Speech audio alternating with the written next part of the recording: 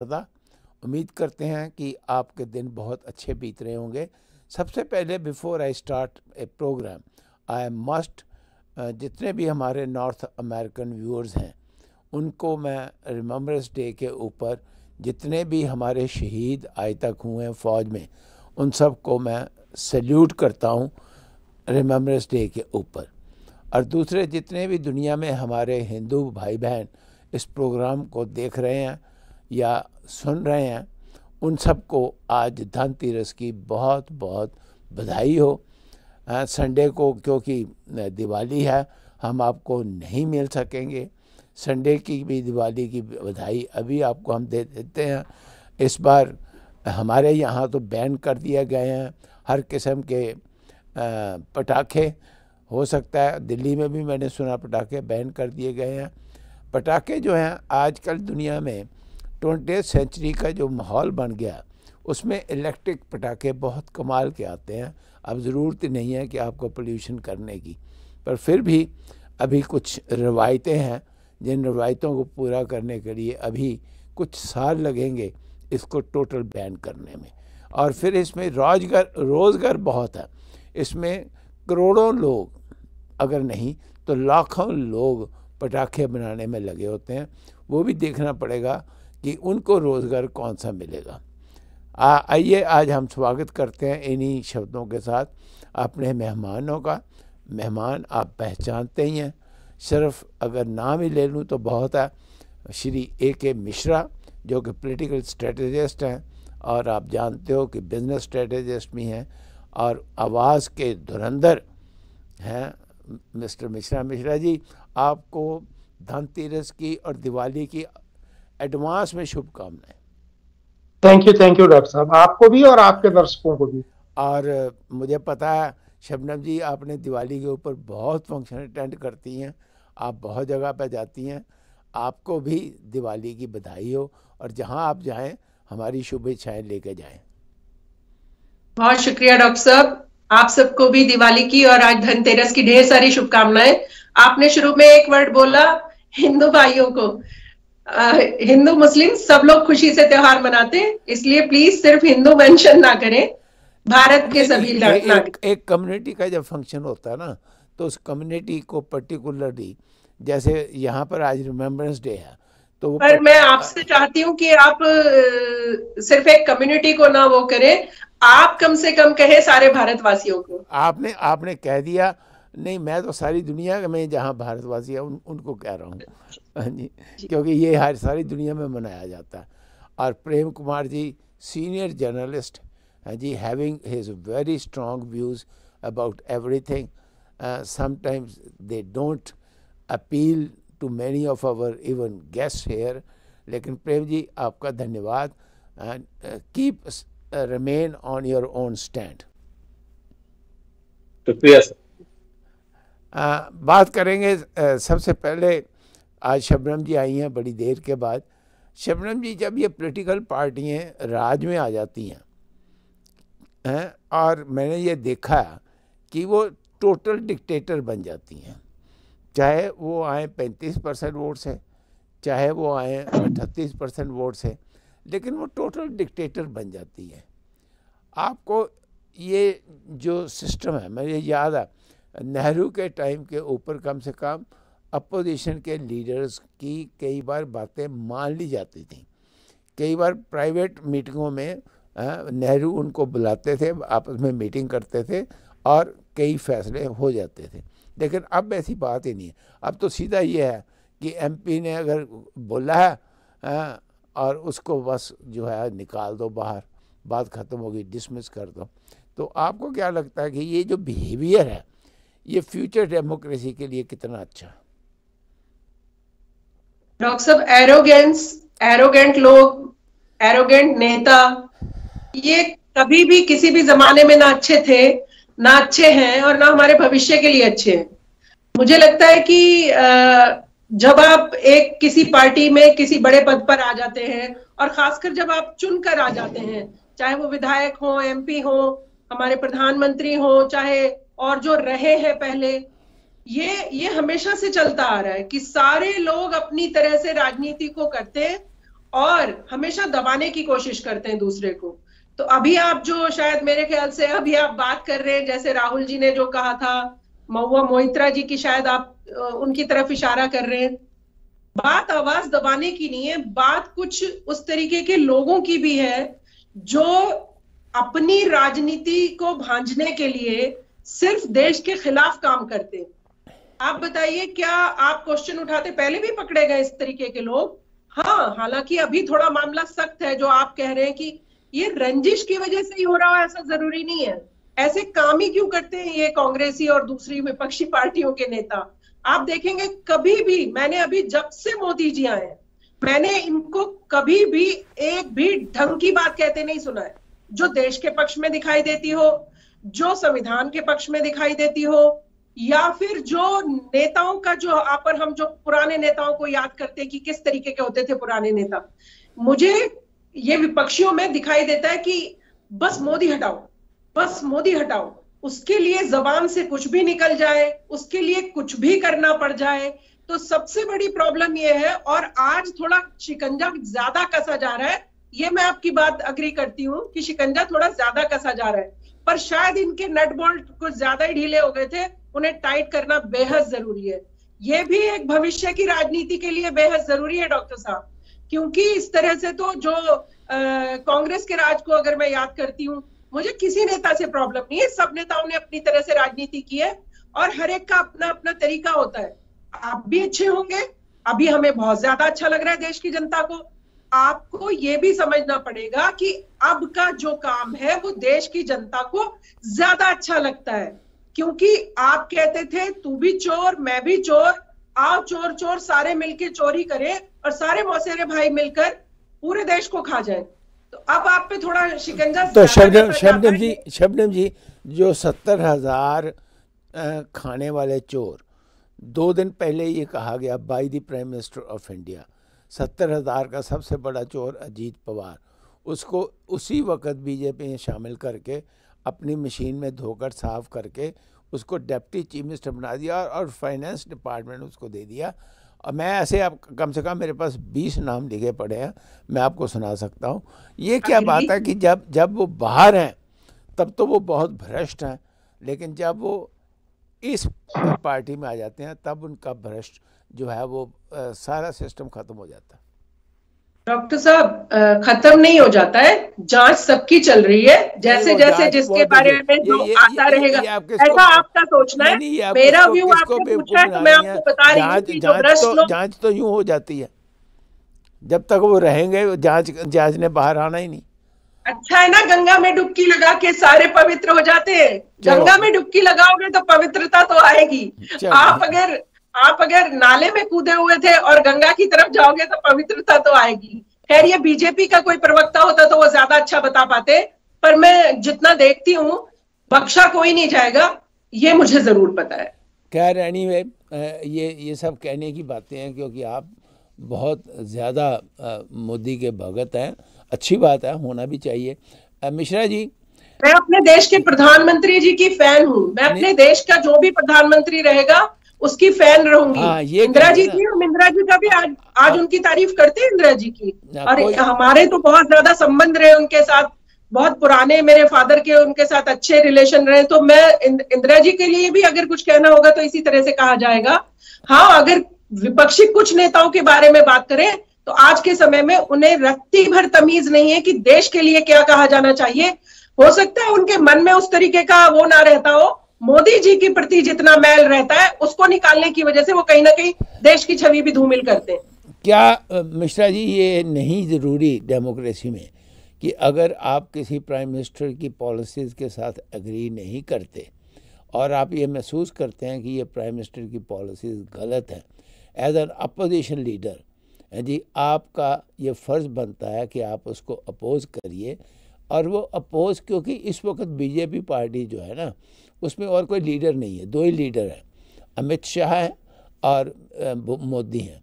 और मोदी का नाम लेना, क्योंकि हर जगह पर देखिए इलेक्शन होते हैं, मैंने आगे भी इलेक्शन देखे बहुत, जो बड़े लीडर होते थे वो तो सूबों के इलेक्शनों में बहुत कम जाया करते थे, एक आधी रैली कर दी, बात ख़त्म हो गई। नॉट लाइक 30 से 40 रैलीज जैसे मोदी जी कर रहे हैं और सिर्फ अपने नाम पर कर रहे हैं कि मुझे वोट डालो, तो जब कोई आदमी ये कहेगा कि मेरे नाम पर वोट डालो तो क्रिटिसिज्म तो उसी का ही होगा ना। आपका क्या ख्याल है?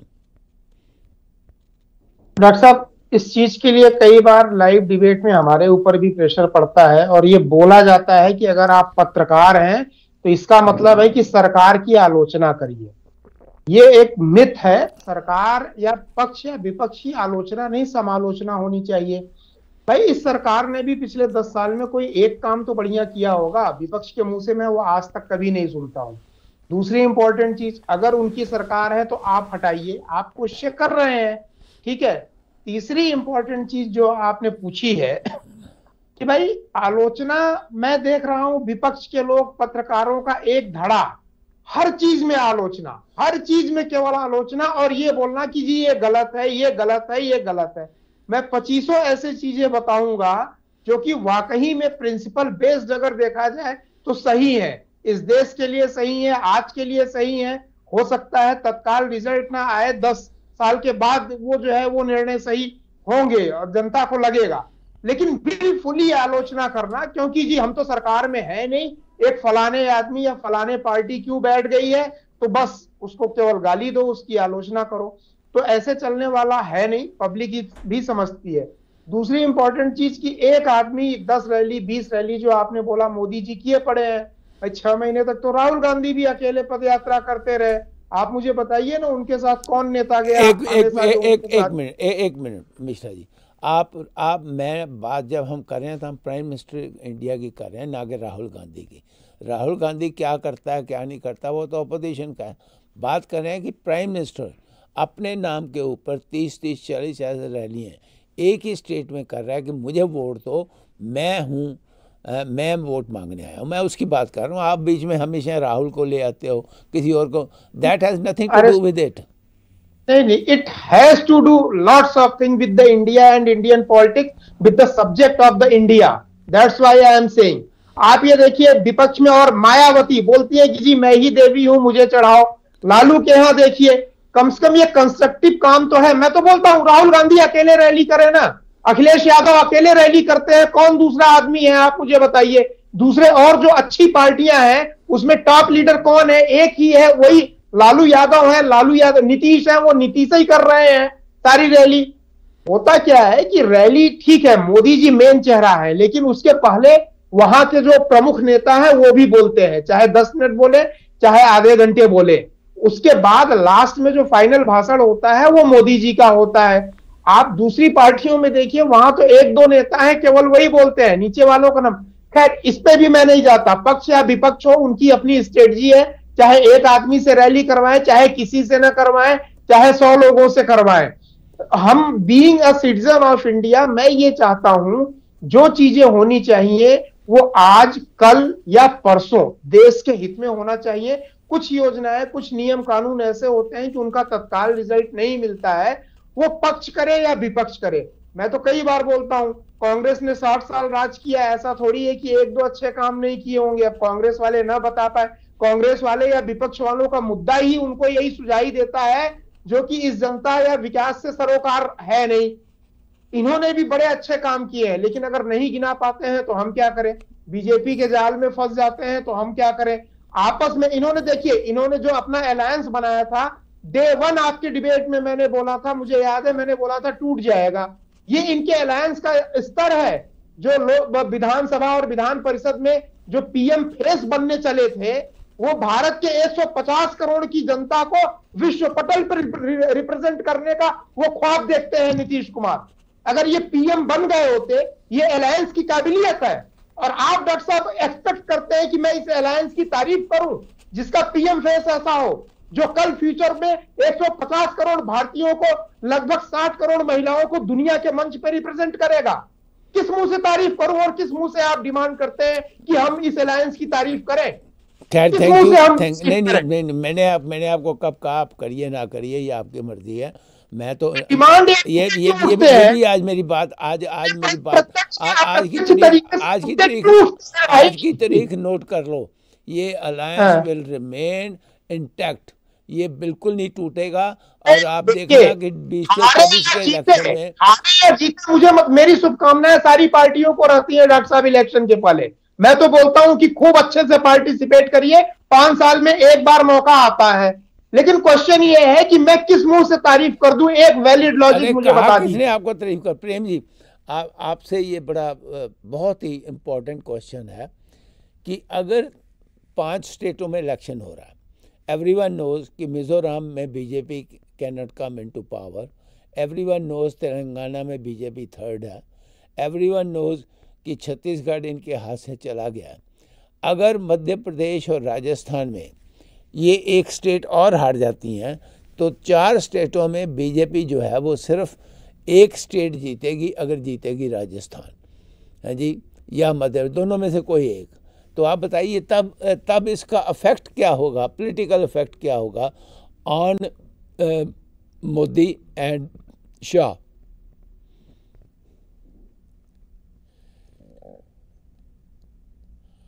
आवाज को अनम्यूट करिए।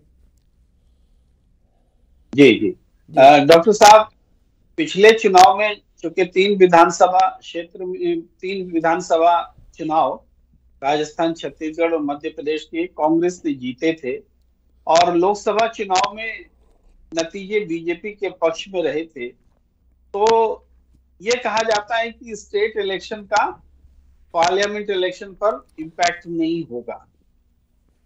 अब इस बात को मैंने पहले ही कह दिया, क्योंकि मैं जो कहूंगा उसके प्रत्युत्तर में इसे ये तर्क दिया जाता है या दिया जाएगा। तो बात यह है कि क्या वाकई पिछले चुनाव में उसका इम्पैक्ट नहीं पड़ा था?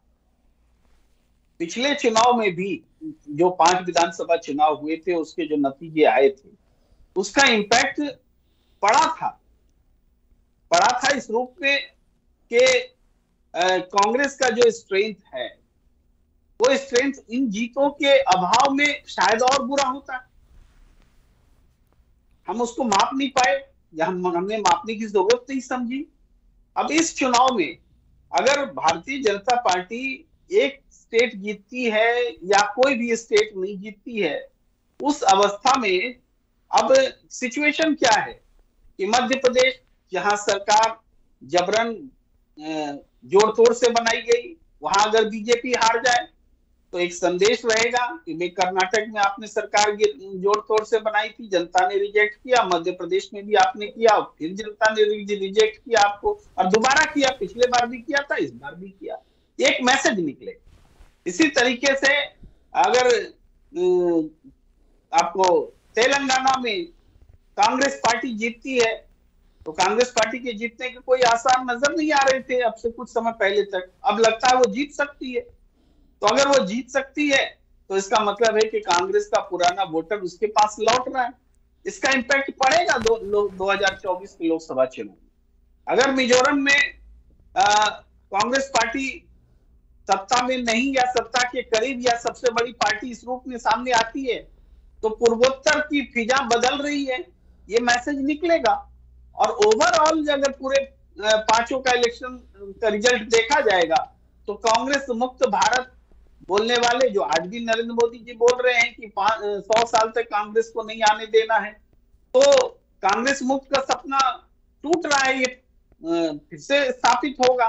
तो ये इम्पैक्ट इस रूप में पड़ेगा। ऐसा नहीं है कि इसका इम्पैक्ट नहीं पड़ेगा, और इम्पैक्ट पड़ता है, बस इम्पैक्ट देखने की जरूरत होती है। जी अपने शबनम जी, एबीपी और सी वोटर, चाहे देशमुख जो है उनको किसी वक्त रिश्वत लेते भी देखा गया, लेकिन फिर भी उसका जो एनालिसिस है उसको बहुत माना जाता है हिंदुस्तान में। और एबीपी और सी वोटर ने बड़ा क्लियरली लेटेस्ट अपनी वोट में 2 दिन पहले 4 स्टेटों में से, मतलब 5 स्टेटों में से 4 स्टेटें जो हैं वो बीजेपी के हाथ से निकाल दी, सिर्फ एक स्टेट दी, वो भी राजस्थान। आप क्या सोचते हैं कि इसका क्या इम्पैक्ट होगा आने वाले टाइम के ऊपर on the particular the leaders, psyche of the leaders, जो कि बिल्कुल बीजेपी में मोदी को और शाह को अंधविश्वास से मानते हैं? डॉक्टर साहब, आपने कहा कि सी वोटर और एबीपी ने दिया है उनको, तो मेरी तो शुभकामनाएं रहेंगी। बहुत अच्छी बात है, प्रेम भाई के चेहरे पे मुस्कान दिखाई देगी तो मुझे भी अच्छा लगेगा। नहीं इशू वो नहीं आप कौन जीतता है कौन हारता है। आपने कहा कि आगे क्या इम्पैक्ट पड़ेगा, तो अभी तो रिजल्ट आए नहीं है। अभी तो ये ख्याली पुलाव बनाता रहे विपक्ष की हम जीत रहे सर्वे में, क्योंकि उनको जीतता दिखा रहे हैं तो शायद वो उनको सर्वे अच्छा लग रहा है। अभी सर्वे में अगर भाजपा की जीत दिखा देते तो भाई के तन बदन में आग लगी होती। नहीं कह रहे होते सारे एक शबनम जी, सारे सर्वे बेकार होते हैं। शबनम जी प्लीज, अक्सर मैं देखती हूँ ना, शबनम जी जैसे ही जब हम कहीं बीजेपी को एनालिसिस कर जीतता रहे हैं ना, दिखाते हैं। देखिए शबनम जी, जब हम एनालिसिस कर रहे हैं तो जो एनालिसिस होता है वो इन्हीं चीज़ों के ऊपर बेस्ड होता है।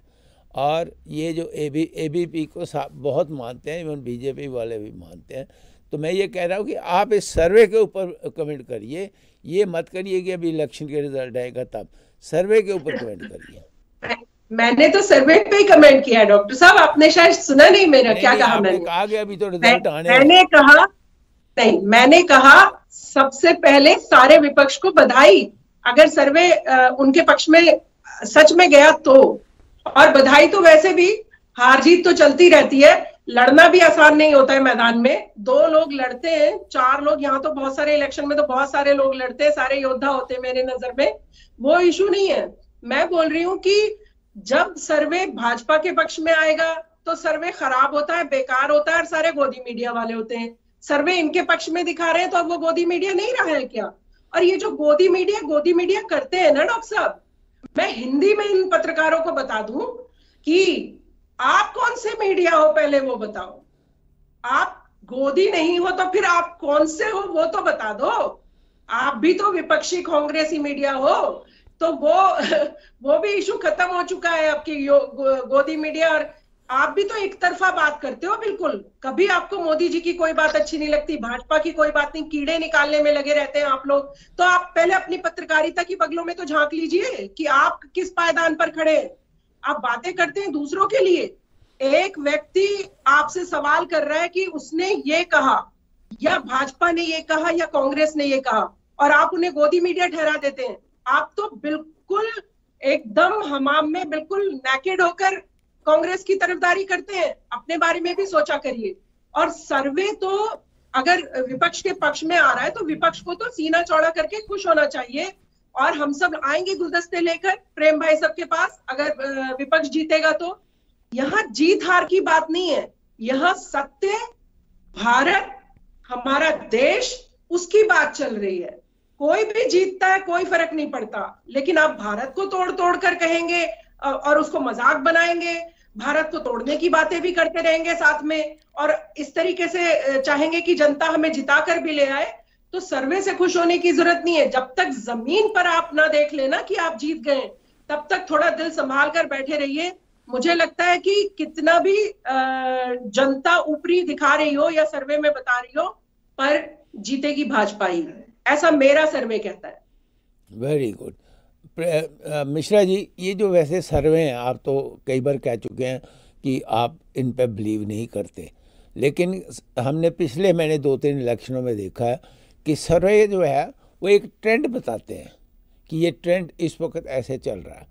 अब अगर बीजेपी, सेम क्वेश्चन आपको, 4 स्टेट्स हार जाती है, 3 तो हारी हुई है, 2 में से एक का ही फैसला होना नहीं, या 2 या 1, 3 तो there is no question of that. तो आपका क्या मतलब है, ये जो लीडरशिप है बीजेपी की और जो आरएसएस की बैकिंग है, वो क्या अफेक्ट करेगी आने वाले टाइम के ऊपर? डॉक्टर साहब, जैसे आप बड़े कॉन्फिडेंट होके बोल रहे हैं ना कि ये तो हारी हुई है, मतलब 1 तो हारी हुई है, तो 2 अभी आपने जो बोला, नहीं 3 तो हारी हुई है, सबको पता है। हाँ ठीक है, आपको पता है ना, कहाँ सबको पता है? आप कैसे आप बोलेंगे कि 3 हारी हुई है? चलिए रिजल्ट आएगा। हाँ तो ठीक है, हाँ वही चीज मैं अब बोल रहा हूँ। जो रही बात सर्वे की, मैं उन्हें सुनिए, मैं सर्वे पे बिलीव करता हूँ बशर्ते मुझे उसका मैकेनिज्म पता हो और डेविएशंस के सारे फैक्टर्स को जो है उन्होंने किया हो, मतलब वो बायस्ड ना हो। तो 199% एक्यूरेट सर्वे हमने किए हैं मार्केटिंग में और बहुत सारी जगह पे, अननोन प्लेसेस पे, और वो रिजल्ट वही मैच हुए। तो अब सर्वे वर्वे पे मैं रिजल्ट आने वाले हैं 3 तारीख को। मैं पिछले साल 4 साल से मैं देख रहा हूं, अब ये सारे यूट्यूब चैनल सब जगह मैं देख रहा हूं कि जी अब ये गए वो गए, इनका ये होने वाला है वो होने वाला है। बीजेपी जो संस्था है कहीं कोई असर नहीं पड़ने वाला है, बहुत होगा, जिम्मेदारियां चेंज होंगी। आरएसएस के ऊपर भी कोई फर्क नहीं पड़ने वाला। अरे जब ये लोग सत्ता में नहीं थे, फटी हुई चप्पल पहन के घिस करके 70 साल जो आदमी घिस सकता है, जो पार्टी और जो घिस सकते हैं, क्या असर पड़ेगा उनके पास? असर पड़ेगा राहुल गांधी के ऊपर, असर पड़ेगा अखिलेश यादव के ऊपर जो बॉर्न विद सिल्वर स्पून लेके पैदा हुए हैं, असर पड़ेगा जॉर्ज सोरस के ऊपर जो कंगाल होता जा रहा है, उसने अपनी शाखाएं बंद कर दी भारत से। तो असर भारतीयों के ऊपर नहीं पड़ेगा, आरएसएस और बीजेपी के ऊपर नहीं पड़ेगा, आप उसकी चिंता मत करिए, हम भारत में ही है, भारत में रहेंगे। असर बहुत सारे लोगों को पड़ेगा, जॉर्ज सोरस को पड़ेगा, राहुल गांधी के ऊपर, अखिलेश यादव अगर क्यों इतना दम लगा रहे हैं, अलायंस वगैरह बना रहे हैं, उनको पता है अब अभी नहीं तो कभी नहीं, अब की बार हार गए तो जड़ें उखड़ जाएंगी, जो बैठाई हुई है इंडिया से जड़ें उखड़ जाएंगी। मैं बोलता हूं ठीक है, एक सहृदयता के कारण मैं बोल सकता हूं भाई आप सभी को शुभकामनाएं, लेकिन मैं बता दूं अगर बीजेपी फिर से जीत गई, और ये मैं शुरुआत से बोल रहा हूं, ये लोग इतने निश्चिंत न रहें, बीजेपी अगर जीत गई तो अब की बार इनकी जड़ उखड़ जाएगी। अगर ये मजबूती से आ गई, कुछ भी हो गई, और बीजेपी बड़ी गंभीरता से चुनाव को लेती है, हार जीत लगा रहेगा ठीक है, तो ये बोलना कि जी बीजेपी तो गई, मैं तो पिछले 5 साल से देख रहा हूं बीजेपी गई बीजेपी गई बीजेपी गई, इतना आसान नहीं है किसी को हटा देना। Mishra ji, let's wait. ये तो मैं भी मानता हूं कि 2024 में बीजेपी को हराना अगर नामुमकिन है, काफी मुश्किल है। अभी भी मैं अभी के इलेक्शन की बात कर रहा हूँ, वो इलेक्शन तो मुझे पता है क्या है। स्टेट के इलेक्शन की बात मैं आपको बता दूं, फैक्ट क्या है। बीजेपी हर स्टेट पे फोकस, एक पैरेटो लॉ होता है आप भी जानते होंगे, 80/20 का लॉ, 80/20 का फार्मूला कांशीराम ने भी दिया था, योगी ने भी दिया था, मैं भी आज देता हूं। बीजेपी इतने अच्छे तरीके से प्लान करती है, उसकी प्रायोरिटीज फिक्स है। क्या हुआ कर्नाटका और हिमाचल में क्या हुआ? तो ठीक है, कर्नाटका हिमाचल में ये लोकतंत्र की खूबी है, थोड़ा सा आपको ऑक्सीजन मिल गया। और अगर बीजेपी जीत गई होती तब ईवीएम की बात आ जाती कि जी ये ईवीएम में बेईमानी हो गई। मैं फिर बोलता हूं कि अगर बीजेपी जीत गई तो तब तो ईवीएम में बेईमानी आप नहीं करेंगे ना आपकी बात। तो ये चीजें रहने दीजिए, 3 तारीख को रिजल्ट आ रहा है। बीजेपी अगर हार भी जाती है, आप लोग खुश हो लो, मैं बोलता हूं बीजेपी अगर हार भी जाती है ना तो भी उसके ऊपर कोई फर्क नहीं पड़ेगा, आरएसएस के ऊपर कोई फर्क नहीं पड़ेगा। वो प्रिंसिपल बेस्ड है, राहुल गांधी की तरह नहीं है कि एक बार जो है बोलेंगे मंदिर जाते हैं लोग लड़कियां छेड़ने के लिए और खुद जो है त्रिपुंड लगा के केदारनाथ में जाके पूजा कर रहे हैं। किस लिए गए हैं राहुल गांधी, और किस मुंह से सपोर्ट करूं ऐसे आदमी को जो चुनाव के समय पे अपने स्टेटमेंट और अपनी आइडियोलॉजी को बदल देता है? आपको बेहतर तो पहले नहीं, आपको किसी ने कहा क्या सपोर्ट करिए? आपको किसी ने नहीं कहा सपोर्ट करिए? नहीं, मुझे व्यक्तिगत किसी ने नहीं कहा, जो माहौल बन रहा है ना, तो देखेंगे ना डॉक्टर साहब हम सब लोग। नेताओं में चुनना हो, 2 नेताओं में चुनना हो या 50 नेताओं में चुनना हो, 1 लाख नेताओं में चुनना हो, तो प्रथम मैं उस नेता को चुनूंगा जिसकी आइडियोलॉजी फिक्स हो, वो चाहे किसी के भी फेवर में हो, लेकिन वो अपनी आइडियोलॉजी से हटे नहीं कि हर 6 महीने में हट जाए। प्रेम जी, तो ये बरसाती मेढक के नहीं होते, ये देश के भी नहीं होंगे। प्रेम जी, आरएसएस का जो अखबार आया पीछे से, आपको कुछ महीने पहले आपको पता, उसमें आर्टिकल था जिसमें ये कहा गया कि मोदी साहब को अब सिर्फ ये नहीं समझना चाहिए कि मोदी के नाम के ऊपर इलेक्शन जो हैं वो स्टेट्स में जीते जाएंगे या आने वाले टाइम के ऊपर। अगर हम इस तुक को लें आरएसएस की हो तो इसका हम क्या रिजल्ट निकालें? देखिए, आरएसएस ने डॉक्टर साहब बड़ा लिहाज करते हुए लिखा। अब वो तो लिख नहीं सकते थे कि मोदी मैजिक रहा नहीं, मोदी अब जीत की गारंटी रही नहीं, ये लिख नहीं सकते। तो उन्होंने कहा कि हर जगह मोदी थोड़े जिताएंगे, ये बोलने का बड़ा पॉलिश्ड तरीका। तो वास्तव में अभी मिश्रा जी कह रहे थे कि लोकतंत्र की खूबसूरती कर्नाटक में जीत दिखी है, तो लोकतंत्र की खूबसूरती अगर बीजेपी का हारना है तब फिर दिखेगी, तो दिखनी चाहिए लोकतंत्र की खूबसूरती। इसी पिछले 10 पार्टी सालों में लोकतंत्र की खूबसूरती दिख रही थी तो पार्टी का हारना किसी का रो रहे थे। लोकतंत्र की पिछले 10 सालों में लोकतंत्र की खूबसूरती दिख रही थी तो वो ईवीएम मैं बोल चाह रहा हूँ एक प्रेम जी आप लोकतंत्र की अरे नहीं बोलने बोला। दो, आपको मौका मिलेगा, आप अपने टाइम पे बोलना। हाँ जी प्रेम जी। मैं जवाब दे लूं, आप भी दीजिएगा, कोई ये नहीं। तो लोकतंत्र की खूबसूरती दरअसल चुनाव का निरंतरता चुनाव की बनी रहे, जीत हार कोई सरकार रिपीट भी होती है, वो भी लोकतंत्र की खूबसूरती है। तो उसके बीजेपी का हारना थोड़े लोकतंत्र की खूबसूरती होगी। मैं तो मिश्रा जी को चिढ़ा रहा हूँ कि आप क्या बोल रहे हैं, लोग बीजेपी का हारना क्या लोकतंत्र की खूबसूरती है? मैं ये बात तय कर रहा हूँ। हारना मैंने नहीं बोला, चुनाव के रिजल्ट के ऊपर मैंने बोला कोई हार रहा है। देखिए आप अपने शब्दों के साथ मत खेलिए, कोई हारा कोई जीता। इतने दिन से 10 साल से हार रहे थे विपक्ष वाले, तब लोकतंत्र की खूबसूरती नहीं दिखाई दी 500 पत्रकारों को। तब ईवीएम में धांधली होती थी, उसके लिए न जाने कौन कौन से लैब के टेस्ट किए गए। शबनम जी आप भी बोल सकती हैं, आप भी अगर कोई चाहे तो आप भी बोल सकती हैं। नहीं डॉक्टर साहब, मैं तो दोनों भाई मेरे बात कर रहे हैं वही अच्छा लग रहा है, लेकिन मैं बोल रही हूँ कि अगर कांग्रेस हारती है, देखिए पॉलिटिक्स तो हर कोई राजनीति करने आया है यहाँ। राहुल भाई अपनी तरीके की राजनीति करते हैं, मोदी जी अपनी तरीके की राजनीति करते हैं, करिए दोनों अपनी तरह से, लेकिन आपकी भाषा भी तो देश की जनता सुनती है ना। आप क्या भाषा बोलते हैं?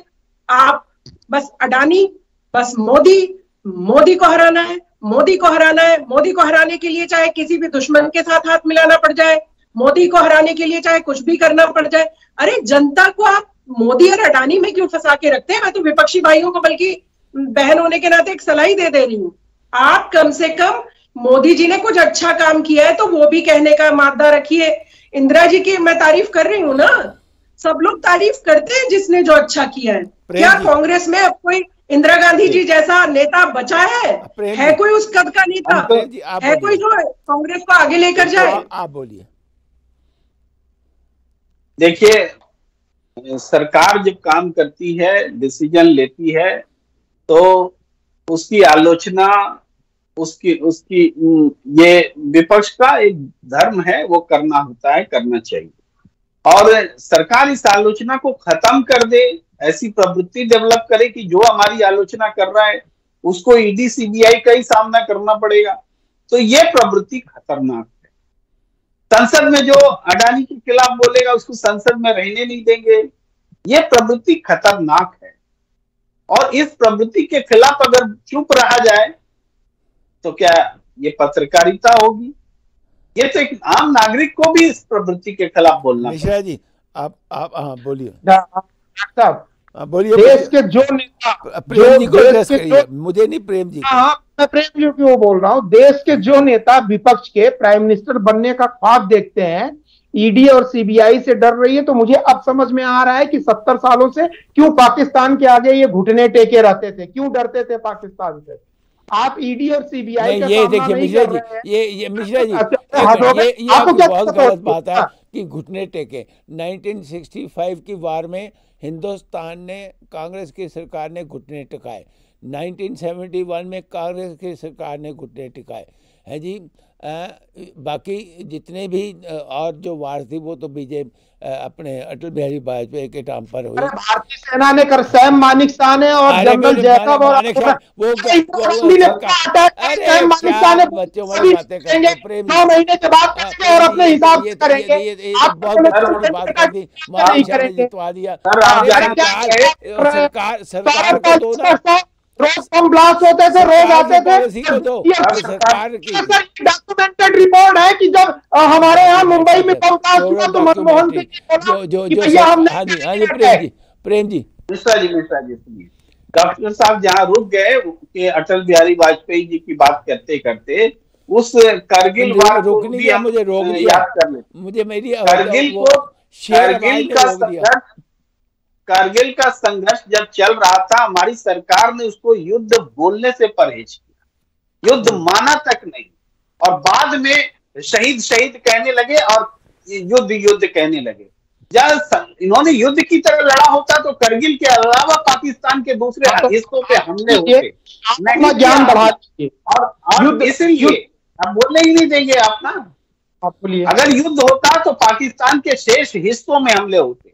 सेना ने अटल बिहारी वाजपेयी सरकार से कहा था कि मुझे पीछे से घेर करके अटैक करने की, सीमा में घुस करके अगर इजाजत देंगे तो बहुत जल्दी युद्ध खत्म हो जाएगा। अटल बिहारी वाजपेयी जी ने कहा कि अंतर्राष्ट्रीय स्थितियां ऐसी नहीं, हम सीमा का उल्लंघन नहीं कर सकते, और सेना को इजाजत ही नहीं दी।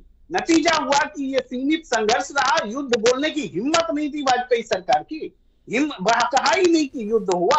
और आज कहते हैं कि युद्ध में शहीद, जब युद्ध हुआ ही नहीं तो युद्ध में शहीद क्यों बोलते हो? शहीद भी मत बोलो। मिश्रा जी को सुनो।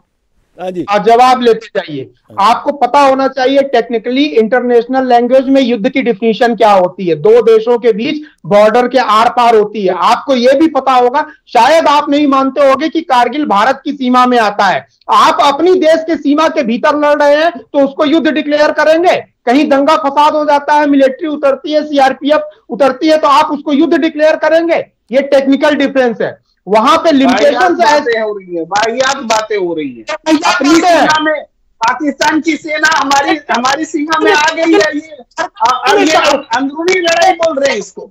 ये क्या सीआरपीएफ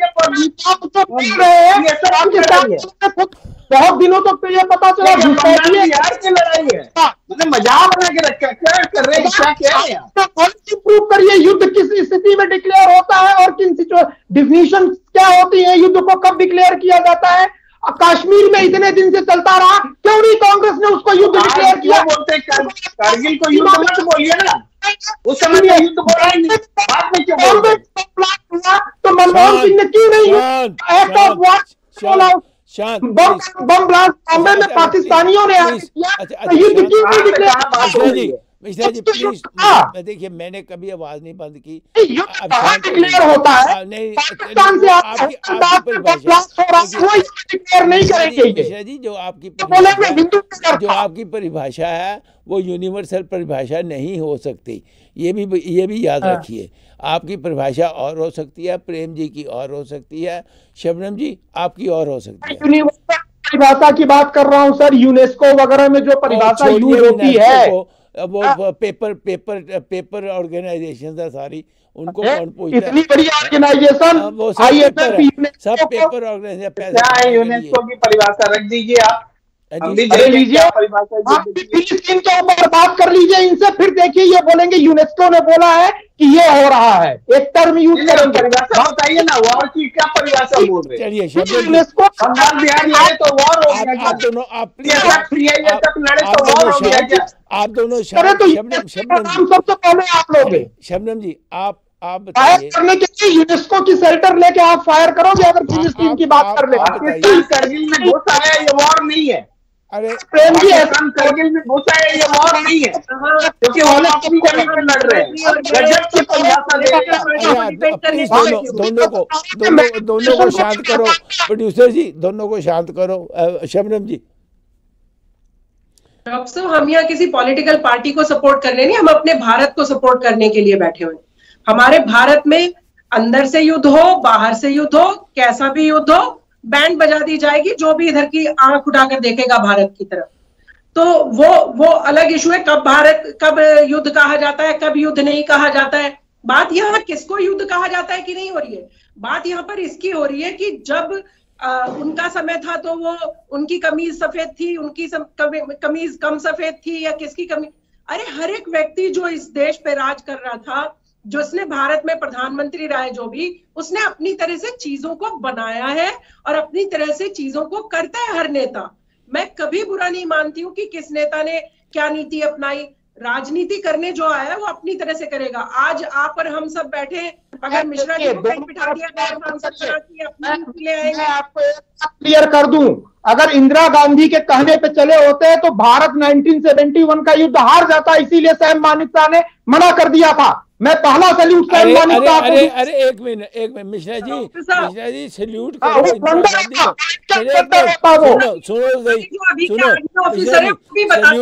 सैल्यूट करो इंदिरा गांधी को, जिसने मानेकशॉ से पूछा कि बता लड़ाई जीतने के लिए क्या चाहिए और कैसा तेरे को टाइम चाहिए। उन्होंने बोला कि हम करेंगे। मैं जानता हूँ, मैं आपसे ज्यादा जानता हूँ इनसाइड। मानिक शाह ने जो बोला था मुझे याद है, मानिक शाह ने कहा कि हमें मैच तैयारी के लिए 6 महीने चाहिए, 6 महीने चाहिए। उसने मांगे 6 महीने। के लोग वहां पे जाते तो शाबाश करो, भारतीय सेना को गाली देते हैं, आप लोग सवाल उठा रहे हो, वही लड़ने जाती। शाबाश दो ना इंदिरा गांधी को शाबाश। प्रेम जी प्लीज आप जारी रखिए। देखिए, अंदरूनी राजनीति पर लौटते हैं वापस।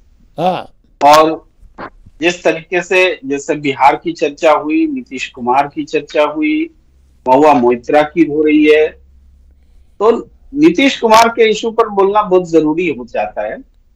लेकिन नीतीश कुमार ने सदन के भीतर जो कुछ भी कहा, चुप, हम उस पर चर्चा इसलिए कर रहे हैं क्योंकि सदन के बाहर सुनाई पड़ा, दिखाई।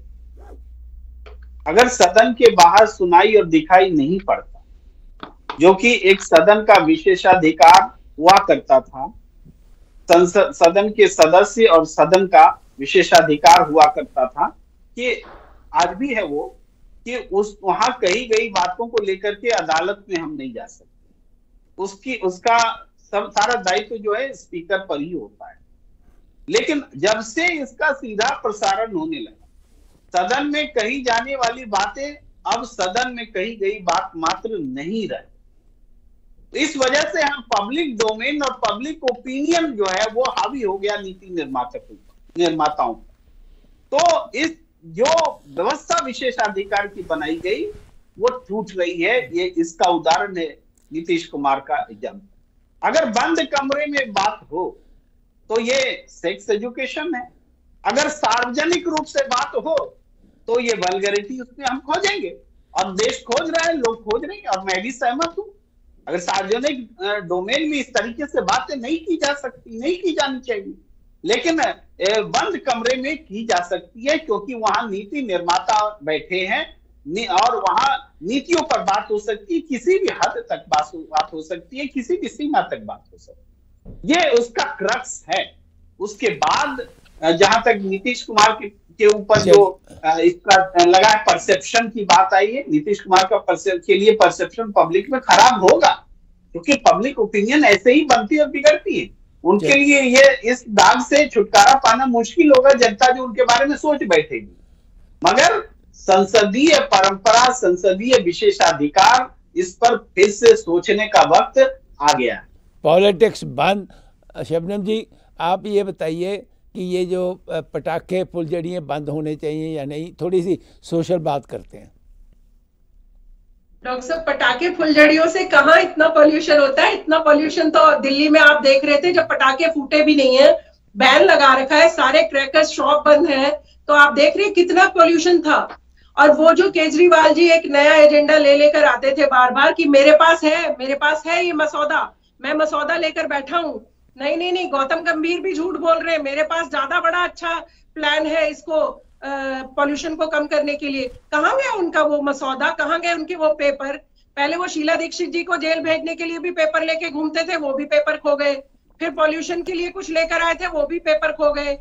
पेपर रह गए सिर्फ शराब वाले, जिसकी वजह से सारे जेल जा रहे हैं। तो जो पेपर छुपाने थे वो भी छुपा नहीं पाए। तो मुझे लगता है, और ये जो विपक्षी हैं, पता नहीं प्रेम भाई सब कांग्रेस से हैं या पत्रकार के नाते बैठे, मुझे भाई की जानकारी नहीं है। अगर भाई कांग्रेस से भाई तभी मानिएगा, पत्रकार है तो बुरा मत मानिए। बहुत सीनियर पत्रकार हैं और तकरीबन हिंदुस्तान के, ये मिश्रा जी को ज्यादा पता है, हिंदुस्तान के जी मेरे बड़े भाई हैं, मैं वैसे तो जानती हूं, पर मेरे को ये नहीं पता भाई कांग्रेस से अटैच्ड है या नहीं है। वो इंडिपेंडेंट है, वो कोई किसी से अटैच नहीं। मिश्रा जी आप बताइए, आप तो बिजनेस स्ट्रेटेजिस्ट हैं और पॉलिटिकल स्ट्रेटेजिस्ट हैं, कि ये जो पटाखे मतलब होने चाहिए या नहीं होने चाहिए? डॉक्टर साहब बिल्कुल होने चाहिए। उसके पीछे रीजन है, अब साइंटिफिक डेवलपमेंट इतना हो गया है कि पॉल्यूशन जो पटाखों के कारण होता था वो बहुत कम, उसमें केमिकल वगैरह मटेरियल ऐसा यूज करते हैं कि वो बहुत कम होता है। पहली चीज, साल में एक बार की ये त्योहार होता है। मैं वामपंथियों की सोच से बताता हूँ, जो चाहते हैं कि भाई हर आदमी को रोजगार मिले। गली गली में रोजगार मिलता है पटाखों के कारण, 1 महीने का, हाँ, या 15 दिन का, शुरू से लेके अंत मिश्रा तक। जी आपने वामपंथियों का नाम ले लिया, वामपंथी तो वैसे ही हिंदुस्तान में खत्म, दुनिया में खत्म हो गए। सुन लीजिए, वो तो अभी दुनिया देखिए, में खत्म हो गए। सुनिए, भारत और पाकिस्तान का मैच हो, तब देखिए दिवाली फेल भारत में इतने, अगर पाकिस्तान जीत जाए तो, वो पाकिस्तान अगर जीत गया तो दिवाली जो है फेल हो जाएगी इंडिया में। तब प्रेम जी देखिए अनार बम, एटम बम, कौन कौन से बम फोड़ेंगे। हाँ, तो बंद बकरीद करिए ना, एक बकरे बकरी को मिश्रा जी हाईली मैं बहुत ऑब्जेक्ट करता हूं अगर आप मिश्रा जी प्रेम जी के ऊपर इल्जाम लगा रहे हैं कि अगर पाकिस्तान जीतेगा। क्या बात कर रहे हैं? नहीं आप ये इल्जाम लगाने की बात नहीं है, कोई व्यक्तिगत इल्जाम नहीं लगा रहा, मैं मानसिकता की बात कर रहा हूँ। ऐसे सारे पत्रकारों के ऊपर इल्जाम लगा रहा हूँ। भारत पाकिस्तान का मैच हो, भारत की जमीन पे हो और पाकिस्तान जीत जाए, तब देखिए पटाखों से पॉल्यूशन नहीं जो है वो होगा। एएमयू में नारे लगेंगे तेरा मेरा रिश्ता क्या। हाँ, अब जाइए वहां गाजा में रोकिए पटाखे, उससे पॉल्यूशन नहीं हो रहा है। अच्छा, आखिर में प्रेम जी ये जो मैं तो खैर दुनिया में समझता हूँ कि जो पटाखे जो है ना वो अब हो जाने चाहिए टोटल नॉन पोल्यूटेड हैं, और आ भी रहे हैं मार्केट में, बहुत डिफरेंट किस्म के पटाखे हैं। तो आपका इसके बारे में क्या ख्याल है? देखिए, जब हमारा हाजमा खराब हो और हमसे कहे कि भाई क्या आपका तो आज तो बर्थडे है, अरे आज भी आप मानेंगे, आपको तो खाना ही पड़ेगा, और जबरदस्ती हमें समोसा खिला दिया, तो अब क्या करें? वही हालात, दिल्ली के लोग मर रहे हैं। और देखिए शबनम जी को भी जो जुकाम हुआ है इसी वजह से हुआ होगा, डेफिनेट है। हम भी खांस रहे हैं जबकि सर्दी नहीं है, बेवजह हो रहा है, हर आदमी परेशान। बारिश में पता नहीं आप बाहर गए थे या नहीं? ये बारिश तो रात हुई है, बीती रात। आप भीगे जनता के लिए या नहीं? हम तो गरीब जनता के लिए बाहर काम करते हैं, भीग जाते हैं बारिश में। बीती रात और मौसम को ना, मौसम को आप पटाखे नहीं छोड़ सकते। मौसम वर्षों जब से दुनिया बनी है मौसम बदलते, और मौसम में हर व्यक्ति बीमार होता है।